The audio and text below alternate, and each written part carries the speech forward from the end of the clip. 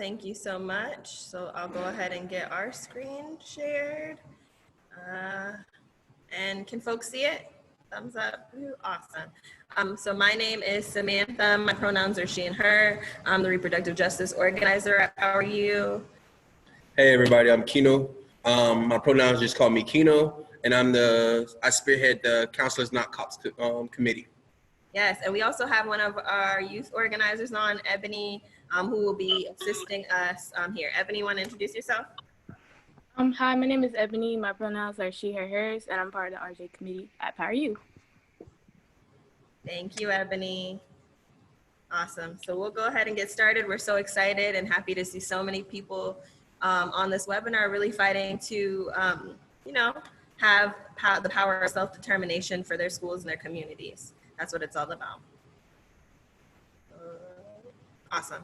So we asked y'all to put like where you're from in the chat because we understand that police in schools looks a lot different depending upon where you're at. We're in Miami-Dade, which is the 4th largest school district in the country. We have about over 360,000 students. And so it's been fighting for police or fighting to get police out of schools has been like a real beast here. And we're gonna go into why that is like throughout our presentation. But we wanted to start with why police in schools is a problem. So just talking about police violence nationwide, we've seen police slam young people at pool parties. We've seen them engage negatively just on the street, but that has also infiltrated into the school system, which I'm sure a lot of you all know. So we wanted to show a national angle of that. And so this is talking about in North Carolina, a police officer slammed an 11-year-old, and just in general, police officers being in Texas increased disciplinary actions, which lead to the school-to-prison pipeline by 6%, right? And in Florida, it's real egregious here, right? And so most recently we've seen, and what got a lot of attention is when police arrested a 6-year-old, I believe she's the youngest person to ever be arrested, and zip tied her arms because she threw a tantrum. And just thinking about the trauma, she's a little Black girl, hurt my heart to see. But we also see, again, in a very close county, in Orange County, Florida, a school resource officer was grabbing a young person, a middle school person by her hair. And this is something that we often see in Miami-Dade as well. So we felt like it was really important to really center how does this relate to RJ? And RJ, there's multiple RJs, right? So when we're talking about RJ specifically, here we're talking about reproductive justice. And that's why I was super excited to see on the prior advocates' view side, reproductive justice is liberation, right? And so we wanted to make sure to ground folks in the fact that part of reproductive justice, a core tenet, is the ability to live in safe and sustainable communities, whether that's having a birth family or a chosen family for us as young people, making sure that our communities are safe and free from harm. And police in schools, we've seen, and statistically and otherwise, like from anecdotes as well as statistics, that police lead to an increased risk of youth getting carceral punishment, entering the school to prison pipeline, physical safety concerns that we've seen from youth at the schools we work directly with. And so we know that getting police out of schools and reducing criminalization for youth is inherently an RJ issue and will lead to better safety for young people if police are outside of schools. And then we couple that with adding in community alternatives that are chosen and directed by community members and leaders.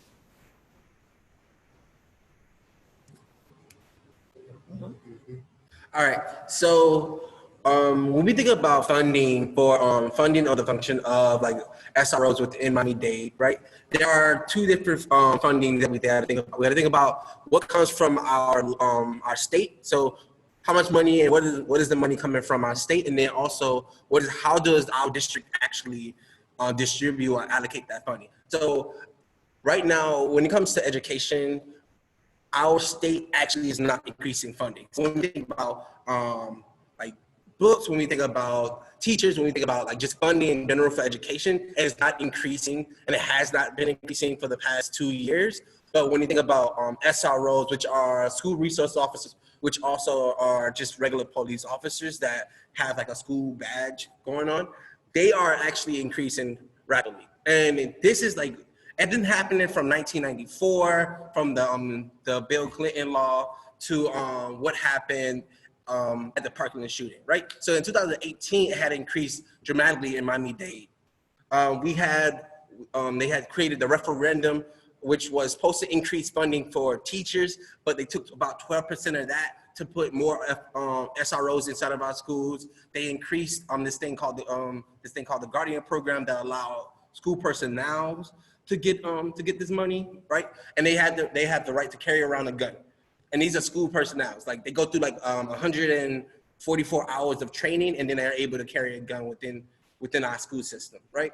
And then there's this thing, the district gets about, so our school superintendent, who actually builds out this budget, which happens every year, puts about $51 million within the SRO department. So the police department, they get about $51 million, while for our mental health department, they only get about $8 million, $8.2 million, which 51 to 8 million is like a big number. And our superintendent tells us that he's not overspending, but you can actually see that they only have about 65 coordinators for the mental health department, while they have 449 SROs in our schools. So we can see what they are prioritizing. We can see that they rather police and monitor students versus actually think about the root cause and getting students the social and emotional support that they need, right? So Sam already talked about the 6-year-old girl that was arrested, but also in 2007 at Edison High School, they did a peaceful protest because a week earlier, the assistant principal chokeslammed the student and nothing happened. So the students came and decided to do a peaceful protest, and then the school personnel and a SWAT team came and then became a riot. Right? A young lady lost her baby, students were arrested, and students were hospitalized because of the interaction of law enforcement. They actually do not solve anything. They create more harm than good, and they do not have relationships with students, just point blank.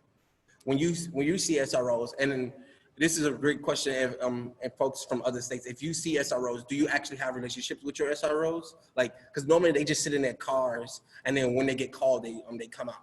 But other than that, they actually don't have having relationships with students. And it's like, you can't, as a student, go up to an SRO and ask them, or tell them that I'm feeling mentally drained. They're gonna look at you like, what does that even mean? Like, go to class, right?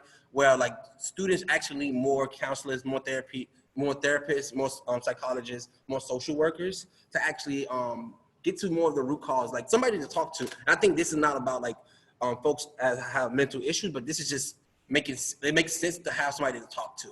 And like as a young person, you are growing, you are constantly coming up with traumas, challenges, and if you do not have somebody to talk to or talk through them with, you create like this mental like breakdown, and it's like stuff happens, and people show up their mental breakdown in so many different ways, and we believe that our schools need more social emotional supporters versus folks that are policing and monitoring students. Yeah, we can go to the next one.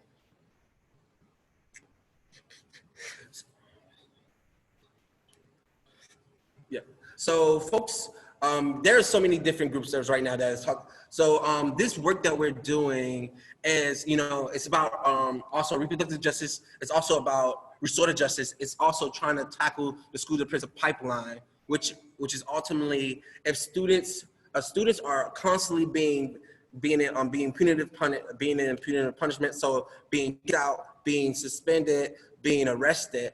It happens over and over and over. So like actually students just give up, and then they get into a lot of different things other than the things that they initially went to school for. So school doesn't look like a learning place. Schools look like a prison for students, right? So the more this happens, students are actually being funneled from the womb to the school to the jailhouse. This is a process that is being seen. When I think about a clear person, I think about Trayvon Martin, who died in 2014. Well, no, 2012. 2012. Sorry about that. He died in 2012, and what happened was his school suspected that he had drugs, did not have drugs, didn't find any drugs on him, suspended him. He had to go stay with his father, and it ended up being killed by a racist man who was on the community watch or the neighborhood watch, right? This is like the life of that a lot of Black and brown teenagers lives, or like how young Israel Hernandez, who was a graffiti artist, which is like cool now. Like people in Miami-Dade are doing graffiti all through, and like it is legal to do it, right? He was killed, he was tased to death by two law enforcement, and he was still in high school, right? And like we are seeing that they are harming us on a whole other level, which also, as I said, this is called the school to prison pipeline, right? So Miami-Dade is not, like Power U is not the only group that's doing it. Philly Student Union is doing it. A group in New York is doing it. Groups in Chicago are doing this work to constantly combat the school to prison pipeline in a real way that allows us to think about our work not only as a reproductive justice work lens, not only in a restorative justice lens, but also as a transformative justice lens also. So what does it look like for us to not call on police officers? When things happen, our first response should not be calling on law enforcement, because they do not solve problems. They do not solve crimes. They do not prevent crimes. All they do is pick somebody out and say, you fit the description, either you go to jail or either you end up dead, right? So we as a group of Black and brown folks, we have to constantly think about what are the alternatives to making sure that we are not utilizing law enforcement, which also talks about abolishment, right? We do not want law enforcement inside of our schools. Power U believes in police-free schools, right? So if we can actually take that 50 million, when we think about defunding, if we can actually take that $51 million and put it into things that students need, that looks a lot different. Our schools will look a lot different versus having, we just have 50 million to police officers that don't have relationships with students, that cause harm with students. Like us, which is really crazy about Miami-Dade, I don't know if everybody knows, but Miami-Dade has like their own county police department, and then we also have a Miami-Dade school police department, right? So we have two different forces that come together to like actually police and monitor students. If we can actually start to like debunk that, to defund that, a lot of funding could actually be put into things that like community want. And we really want to key that we are trying to create community-based schools. So what does it look like that our community is actually prioritizing things that we need, like bullying prevention, suicide prevention, restorative justice practitioners. Sex ed. Absolutely. Sex ed, like we need those things inside of our schools, and we need those things to be funded. And the way we can, like, so what we do know is that at the state level, they are not trying to add more funding, but on the district level, they can actually put money into or allocate money into things that they prioritize, and they need to prioritize what the community are asking for, not what they want to prioritize. Yeah, that leads into an invest divest framework, and that's the work that we do. Yep. Okay, so see, these are some examples. We felt like it was important because oftentimes in this defund the police has been really popular in this age of these multiple pandemics, because we have the coronavirus, which is a pandemic, economic disaster, that is another pandemic that will continue to affect us, continue to affect you all as you get older and start to enter college, if you're already in college, as you start to enter whatever workforce, buy homes, all of that, right? And so we felt like it was super important to not just vision for the world that we want to see, but see examples of it actually happening and actually being implemented. So Minneapolis had their intermediate district, so Minneapolis is big, one of their districts was able to expel police for safety coaches in 2017. And it's a town, and they ended their contracts with their 3 police departments, which is amazing. And literally, the safety coaches are there to address youth mental health and de-escalate conflict, right? And so what would it look like to have a transformative experience where you have someone that is literally there to help you and to get to the root of the problem? What would it look like if you came to school late, and instead of escalating the situation, leading you to in-school suspension, maybe a physical altercation, if they just asked you what happened at home for you to be late, right? And that's what we want to get to. Toronto also, we were, our executive director and one of our youth was able to go visit the public school or the public system in Toronto and really learn about what they've been able to do to get police out of their schools. In Miami-Dade, like Keno said, we're battling a really big beast in that it's our Florida in general is a state that like is ground zero for privatization, and we've seen that increasingly in our school systems. So oftentimes in any public funding that's coming, charter schools are getting a whole snatch of that funding, and public schools are increasingly being just defunded and stripped from. If you're talking about like what that looks like on a child-to-child basis, our cost per child is only around $4,500, when the national average of a cost per child, so how much resources get poured into each young person in that area, is $7,000. And if we compare that to a high, well-resourced area like Boston, their cost per child for education is $21,000, right? And so if we already know that we are severely underfunded and under-resourced, what does it look like for that money in general funds to be moved, right, from the police? Because we have Parkland. Parkland happened as a tragedy. It happened in our it happened in our backyard. And so it mandated that we have, Keno spoke to it, one police officer in every school. But we have an abundance. We have an overabundance of police officers, and we have more police officers in Black and brown schools, period, than we have in other schools, right? And so what would it look like to change those up? We also included Portland and Denver, who were able to successfully get police for schools as well. Chicago was up for a vote. So other places are starting to dip and dab in the idea, right, and experiment with the idea, but it is not a unicorn. You can have police-free schools, and other places have been able to do it and be successful in it. Also, just to add on is that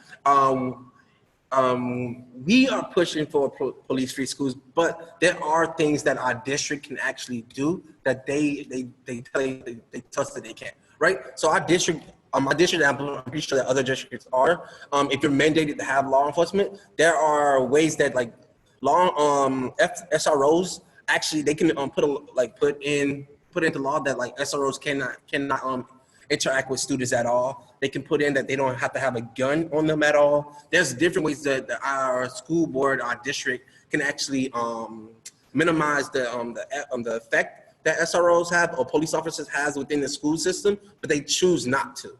And I think those are some of the things when we think about creating police-free schools or getting police out of our schools, is these are some of the steps that we can take to minimize or like lessen the blow of having less SROs if we could not get them out this go around. Like, what are we thinking about to make sure that we are constantly, like, what is the stepping stones? What are we constantly doing to make sure that we cut SROs out of our lives and out of the process of like, how do we hold people accountable? Like, I think that's where we have to be at right now. It's like, we cannot, like, in any instance, any situation, we cannot be calling on law enforcement because they cause more harm than good. And we have seen that throughout these past 10 years and even before that. So we've built in a trivia game. Ebony, which is our youth leader, we have a youth liberation trivia game, which is kind of some review of what we've talked about really quickly. It's in a Jamboard format, but there's a lot of folks on the call, so we'll see how it goes. Ebony, are you good? Are you ready?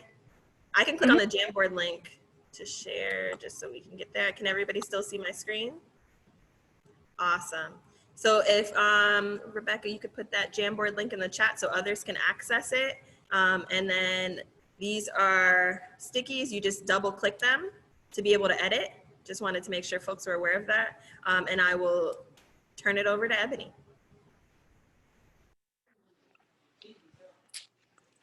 So I guess you already know my pronouns. Again, I'm Ebony. So basically, I will be telling y'all the question, and y'all will have to put down the answer. And I hope y'all put y'all initials on the bottom so I can see who has which answer. And I'll also each question is 5 points, and we have a bonus question at the end that's 10 points. So yeah.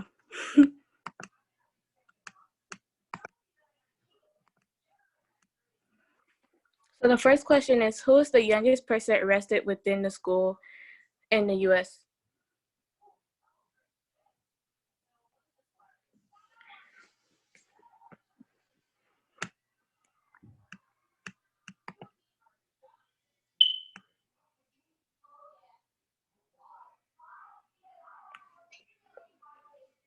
Ebony, you got to answer. I'm just waiting for everybody to put an answer in before I give it out. I can only see like one person who put an answer so far.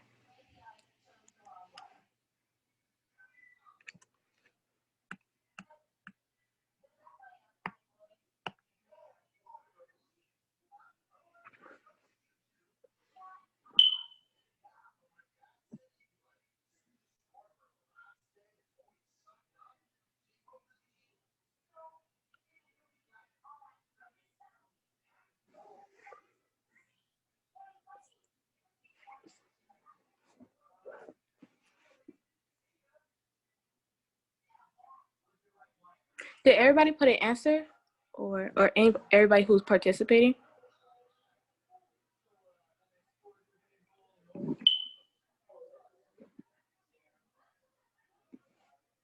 Yeah, you can go ahead, Ebony. I think a good amount of folks have entered an answer. Okay, so the answer is 6 years old, but if you didn't put the age and you put the name, her name was Kayla, but I don't think that was really mentioned in the PowerPoint, so yeah.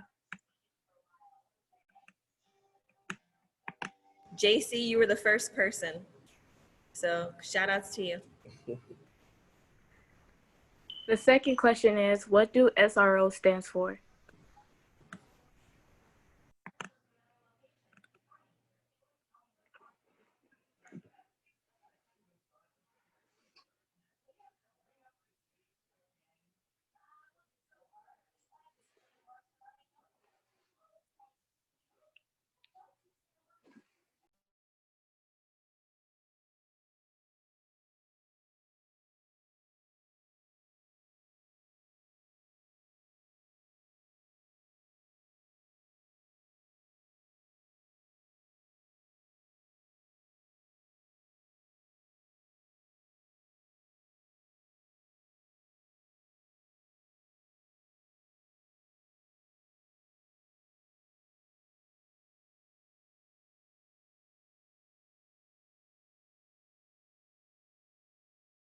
Ebony, you can go ahead.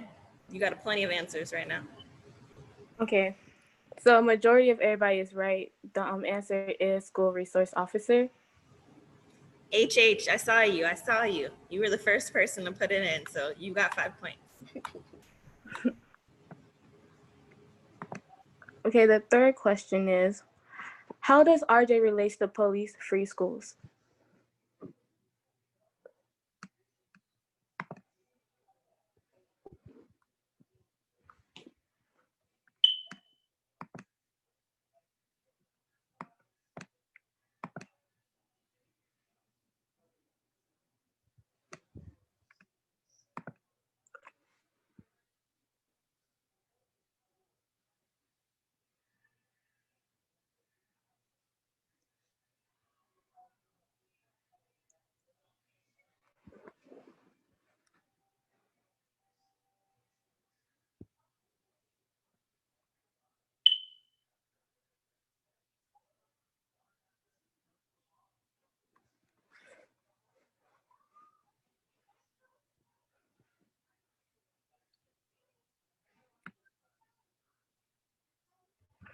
Okay, so all the answers are right, but I think the first person was HH. So yeah, so majority of everybody was right.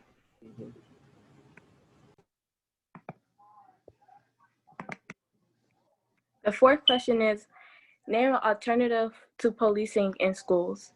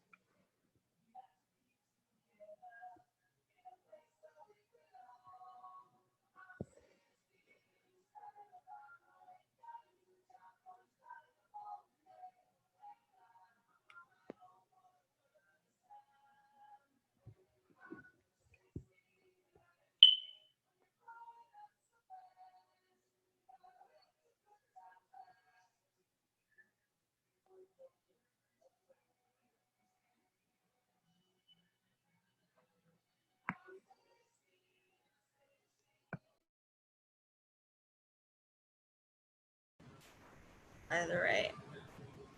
Ebony, were you able to see the first person? I saw the first person, but I'm not sure if somebody wrote over the sticky note or they changed their answer, even though it's the same thing, but they elaborated more.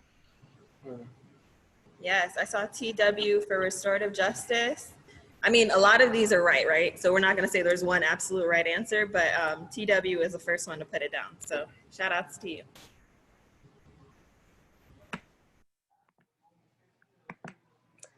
So the fifth question is, how does getting police out of schools affect the school to prison pipeline?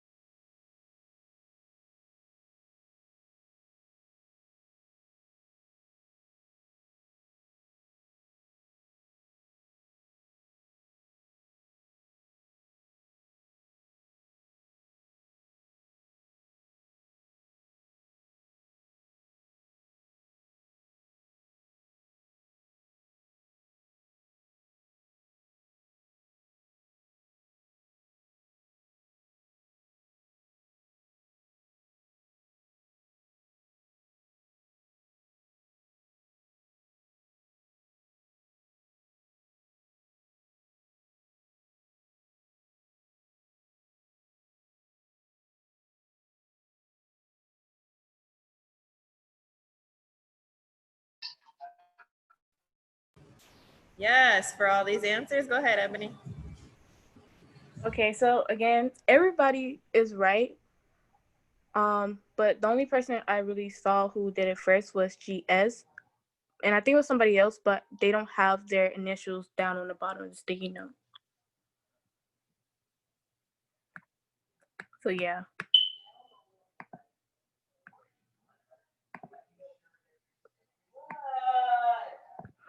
So the bonus question is, what first state to remove police from at least one of their school system? What is the first state?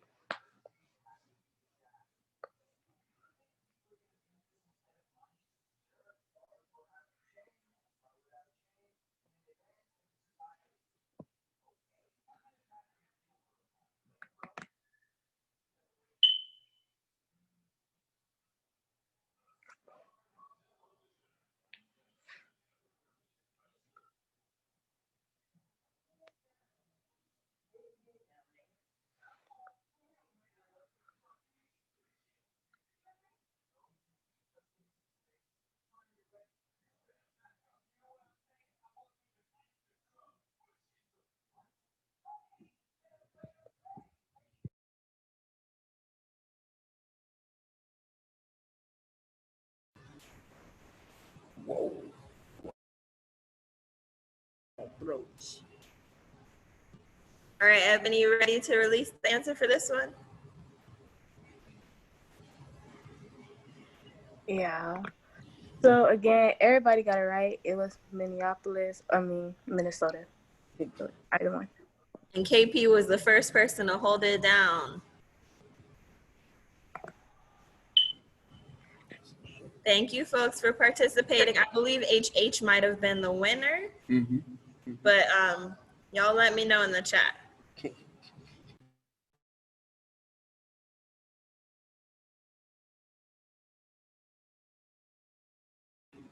Thank y'all for participating and playing and being as interactive as possible. We really like our spaces to be interactive and ones that we're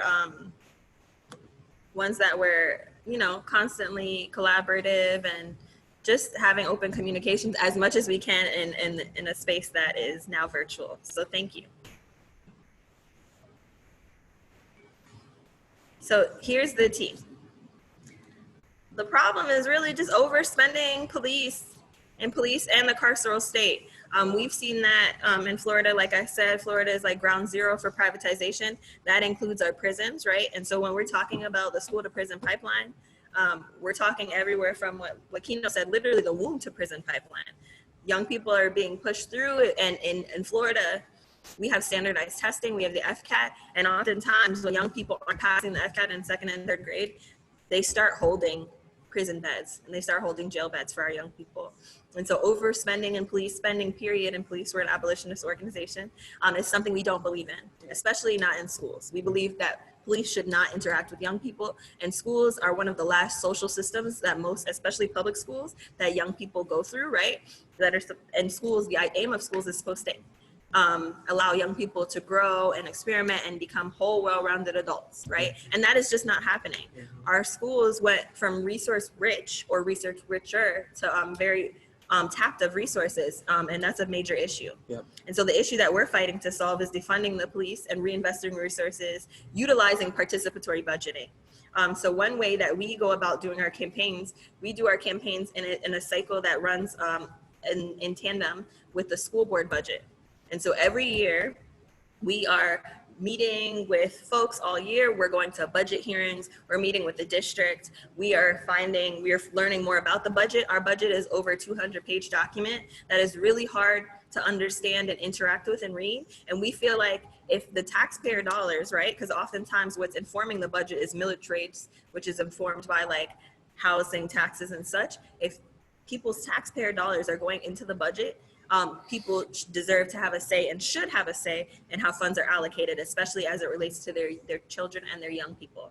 And that's why participatory budgeting, especially utilizing an divest framework where we divest from police and invest in student supports and school resources, is so important.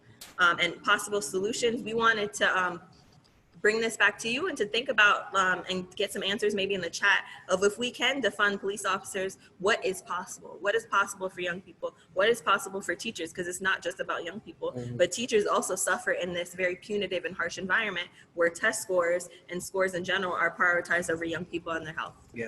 So I just wanted to give a few minutes to see what folks were able to populate in the chat. Yeah.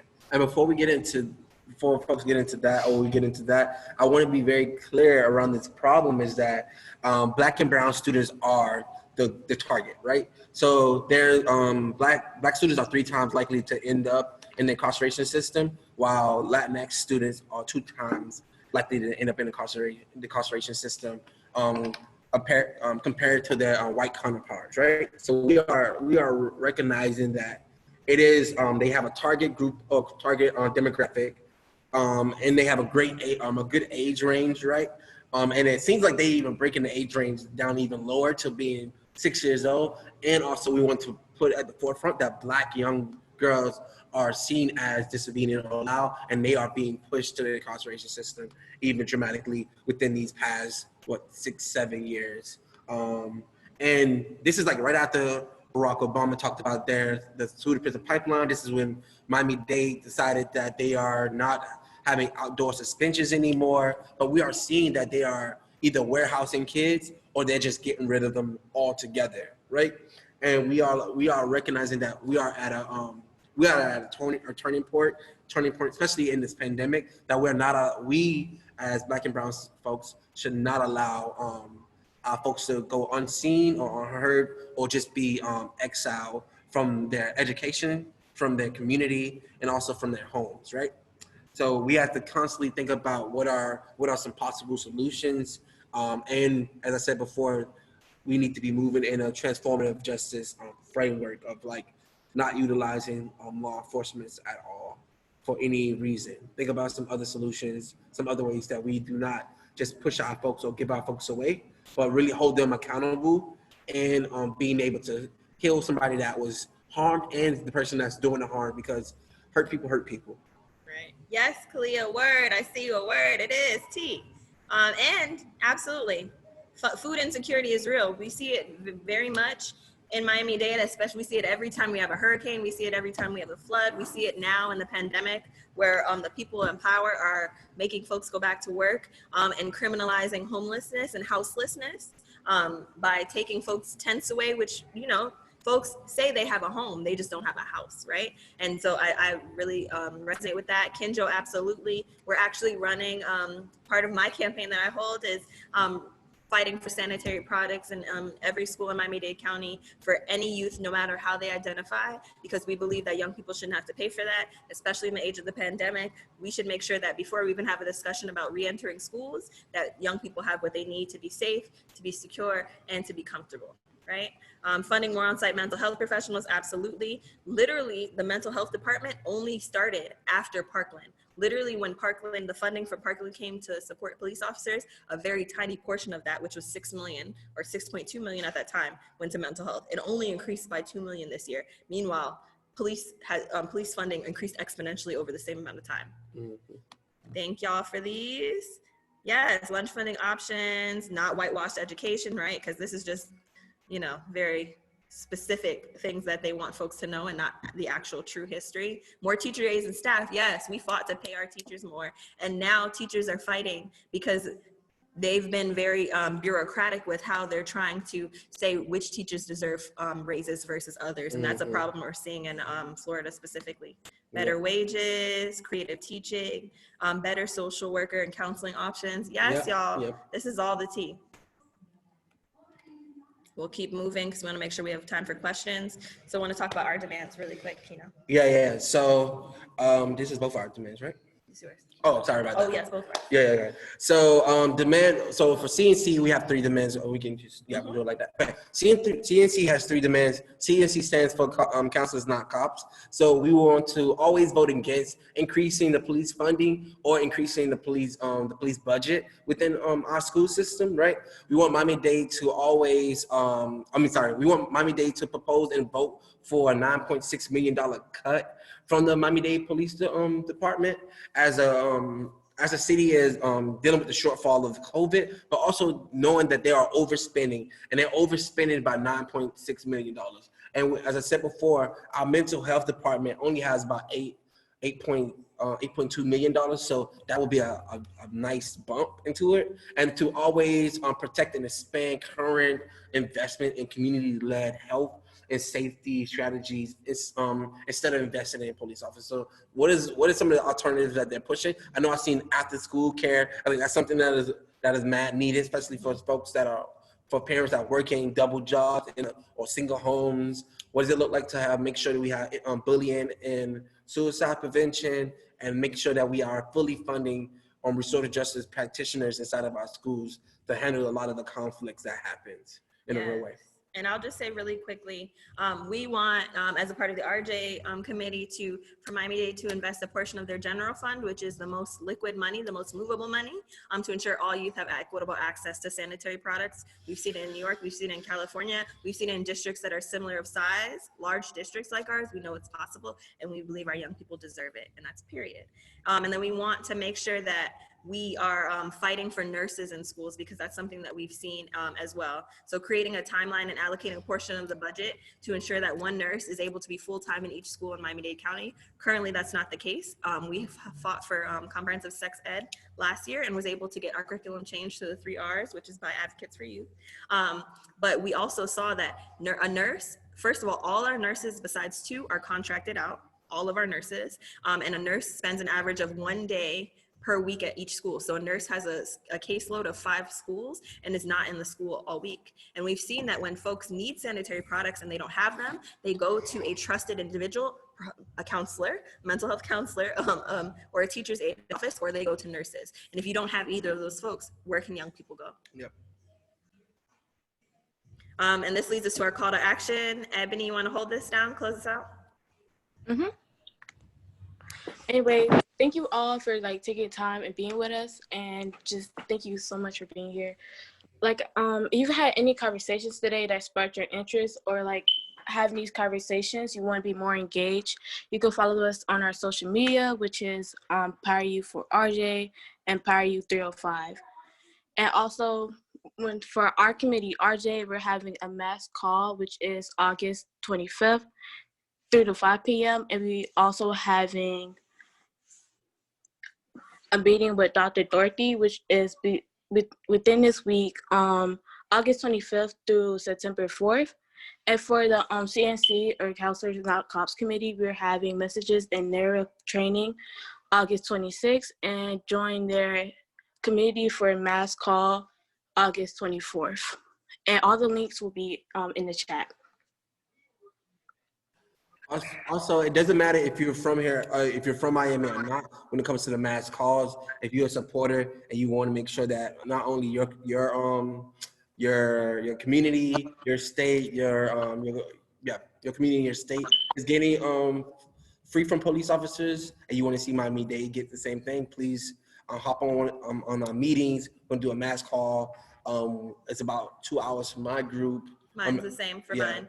And we're just reaching out to make sure they vote no to the next budget hearing if they do not meet our demands. So if you got some time on your hand on Monday and and Tuesday. Monday and Tuesday, definitely give us a call, sign up on the link, show up. We're really be grateful for all the support that we can get, even if you don't live in Miami. And yes, shout out to you, Rebecca. Pregnant and parenting young people need all the support. We actually also have a free VPK campaign going on that really fights for full VPK coverage throughout the day. So children can go to VPK all day, and parents can be supported in that, especially in this time of COVID.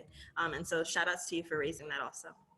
And then we just have our social media, the RJ page and our main page, if you want to stay connected, as well as the Power You main page. And then we'll pass it back to Kinjo to close us out and hopefully leave some time for questions. Thanks, y'all. Awesome. Hey, everyone. My name is Kinjo. I use she and her pronouns. I'm the Associate Director of Youth Organizing at Advocates for Youth. Thank you so much, Samantha, Keno, and Ebony, and Power You for, sharing about your work to get cops out of Miami-Dade public schools and reinvest those resources into things like sex education and mental health resources and things that people actually need. We all know that police don't keep us safe. Police and schools don't keep us safe. And there are so many things schools could use the money on that they spend on police. So if you're hearing this and you want to get cops out of your school, it is hard, but it is possible. The most important thing to remember is to work alongside like other students who care about this, who want to see cops out of your schools. Taking collective action, so working in groups to pressure your schools, is really what will pressure your school to make these changes. I also want to share some activist resources. So Advocates for Youth has a youth activist toolkit. And if you're a young person wanting to do work around this, take a look at the link I shared in the chat. It has, resources for how to organize and how to pressure your school to do certain things that will benefit students. So we're going to have a couple of minutes for questions. So if people have any questions for the facilitators, I would highly encourage you to post them in the chat. And Samantha, Keno, and Ebony, I'm going to read the questions out loud, and so you can just feel free to share your answers.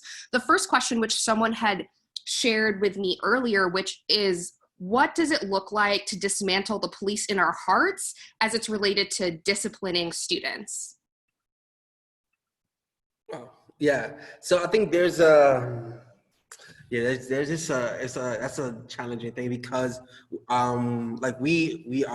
we go through neoliberalism. We are constantly dealing with trauma and in our lives daily, and also it becomes so normal to deal with this, to be interfaced with law enforcement, to be fit in the description, to be suspended, to be expelled. I think the first thing that we have to do is be to recognize what's going on. So do some deeper reading, some deeper diving into what the problem is, and then from there, we did a reading called the ruthless criticism. You have to criticize what you're seeing, and the two big things is to criticize it, right, and be grounded in your criticism. And the second thing is who you criticizing, if it's a school board, if it's a system, if it's even yourselves or even your parents, you have to also bring that up and be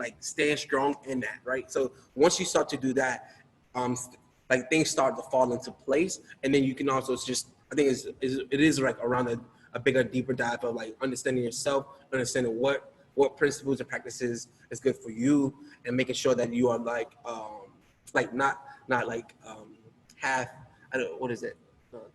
always analyzing and always asking questions and doing the historical, looking at history, right? Because we're not the first people to do this. You don't need to reinvent the wheel. Other cultures, organizations have been fighting and doing abolition work long before we were wanting to get our police out of schools, right? And so what does it look like to study our people and be rigorous in our studies, right? So that we can see that it's not just possible, but it can happen. Mm-hmm. Sure. Yeah, thank you for that. Yeah. I really agree. It's really important to like educate yourself because these systems are so complex. It's hard to know how to dismantle things when we don't fully understand them. So thank you so much for that. I see another question is, at Howard University, where I go to school, our administration is refusing to release their police department budget. How can we call for defunding without knowing what there is to defund? Yeah, I would say looking into your community, y'all are lucky to be in DC, in a place that's has a lot of resources of really dope nonprofits like Advocates for Youth. And what helped us really get access to more information was working with the University of Miami, some grad students and some folks that were able to like do formal requests. And when our requests were denied or ignored, we had a paper trail that said, what happened to budget transparency? We're fighting for budget transparency. Our public dollars go into this, and then you have a fight. You are able to really make a strong fight for a public campaign where you can shed negative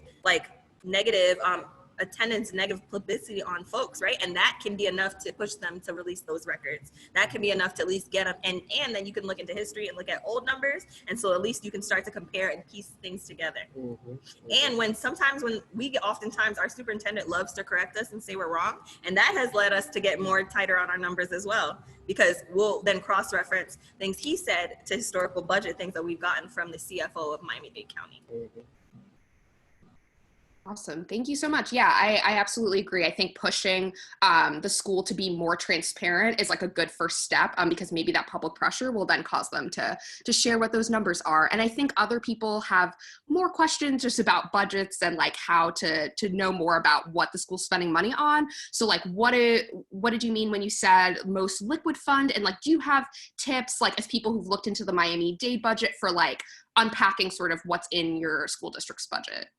Yeah, by most liquid, I mean like the general fund that isn't categorical. So oftentimes school board budgets or budgets in general are categorical, and that certain categories must be, the funds in them must be allocated towards certain spending. And so our general fund is liquid funding that is often determined by school board members who are elected in, or a superintendent who is not elected in. And so just looking at what funds are able to be movable and manipulated. Yeah, and then also when it comes to the dive in and understanding the budget, it is imperative that you are meeting with whoever the cabinet, whoever is working on the budget. It is important that you meet with them.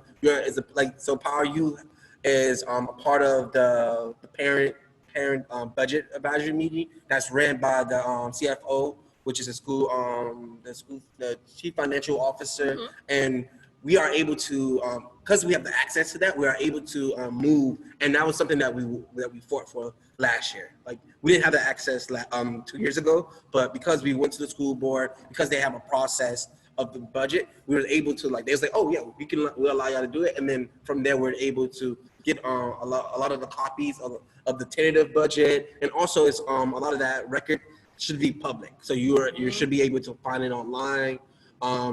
With the Florida Education Department, we found a lot of those tentative budgets, and then we just go, as Sam said, we've cross-referenced from years before to now to see like what actually is happening. So like one of the things that we have like the Safe Schools allocation, which a couple of years ago was spent on like after-school programs, was spent on these different things, and now for the past 3 years, it has been just spent on SROs. So we are like, the only way we know that is because we were able to do a deeper dive into what's going on back then to now. And a lot of that work is held by young folks. So a lot of that work is like, if you find folks that are interested or willing to support, you should definitely utilize it, because it's definitely a lot of reading, and also it is non-transparent. Like they make it like that on purpose, so you won't do a deeper dive into what's going on and how money are allocated. Yeah, thank you for those tips about, how to like dig deeper into school district's budget. That's really helpful. And I think other people are looking for sort of just like advice on like if they're a young activist, what they should do. I think, again, like the most important thing is to do this with other people, like your friends, like other students at your school. can you find other people who also care about this and also think that it's wrong that the school spends so much money on police? And then can you, as a group, try and pressure the school? That's like my first advice that I would give, but I'm wondering, Samantha and Keno, if you have any other, sort of suggestions for young activists and how to get involved in doing this in their communities. Yes, I was about to say the same thing. Base build, base build, base build. People equals power, and one student in the principal's office might get you, an in-school suspension. But 200 students, the door can't close, the office is full. They have to listen, they have to pay attention. And so that is doing that deep transformative work of aligning with students in your schools, in your grades, in your clubs, in your neighborhoods to really make sure they have to take notice. When students were doing walkouts, it became a national story, right? What would it look like for talking about when defunding police and an invest divest framework to be national as it relates to schools locally? What would it look like if 20, 30, 100 schools across the nation did it all at the same time? Yeah, I think also first step is having that uncomfortable conversation. Like, if you see something is wrong, like having that conversation is real. Like when I got started around the ages 13, 14, I wasn't even clear about the school to prison pipeline until somebody like talks to me about it. I'm like, oh, my cousin goes through that. I go through that every day. My brother goes through that, right? And then being able to have that conversation with somebody else. So when my organization got started, when I got involved, like my first thing was to tell my brothers, was to tell my god brothers. And from there, you're able to just build a whole bigger group of folks that are like, oh, okay, I can see what's actually happening in this moment. So being able to have that uncomfortable conversation and being the weird kid in the front, it is absolutely fine to be in front and talking about it, because most people will allow, because it's so normal, most people just let it go by. But once somebody identify, and I think that's where the aha moment happens, is when you can name what is happening, right? So if it's about racism, once somebody name, oh, this is racist, this is messed up, folks are like, you know what, you're right. And then that's where a lot of folks start to have, you see the snowball effect of folks just I actually want to talk about this. I actually want to be involved in it. And then that gives folks more of a curiosity to do a deeper dive. So I think that's where you start off at. Amazing. Thank you so much for sharing so much of your knowledge about organizing and activism with everyone on the call. Before we wrap up, is there anything that the three of you want to share with other people about doing this work in their communities and the importance of it? Yeah, do it. When you feel like your community needs it, just be that one to do it. Be the one to start. And that could be your campus community at Howard. That could be your high school. That could be your little cousin's high school. This is happening all over, and it's not, y'all are not in silos, right? And so how are we building our network? Because literally, once you start to build with people, anything is possible. Then we can start talking about, oh, well, our network includes lawyers that can help analyze the contracts and analyze budgets. And now we see that this is happening and it shouldn't be happening. And so how are we then throwing attention to that so we can get that transparency that we need to start making some changes? Mm-hmm. Before I go, Ebony, do you have anything? Mm-hmm.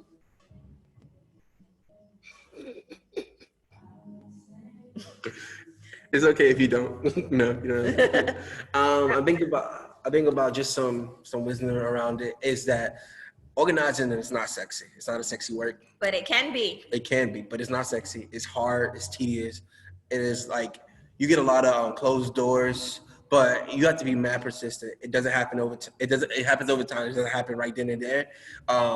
And showing up, being loud, being a rah-rah, and doing actions are just that's just part of the movement. It is not actually organizing. Organizing is taking time to build relationships, have one-on-ones, get clarity around where we should be going and what we should be doing. And once you start to do that, that's behind the scene works, and that's the nitty-gritty.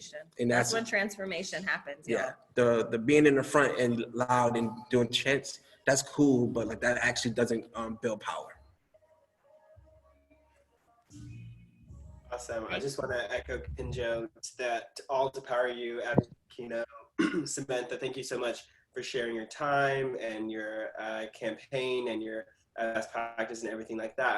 I know that I got a lot out of it, and I'm know and sure that so many other people will get a lot out of it, and hopefully we'll have other campaigns like you all did in Miami, and I'm looking forward to it. So thank you so much, and thank you to you all for tuning in and taking some time out of your day to learn with us. We'll be continuing to have these protester trainings. We've been having about once a week, so please definitely feel free to follow us on Instagram and check out our website to be updated on when you can tap into those resources. Definitely go out and support Power U in any way you can. And of course, we'll follow up with the recording. But other than that, that wraps, and hope everyone has a great rest of their evening. Bye.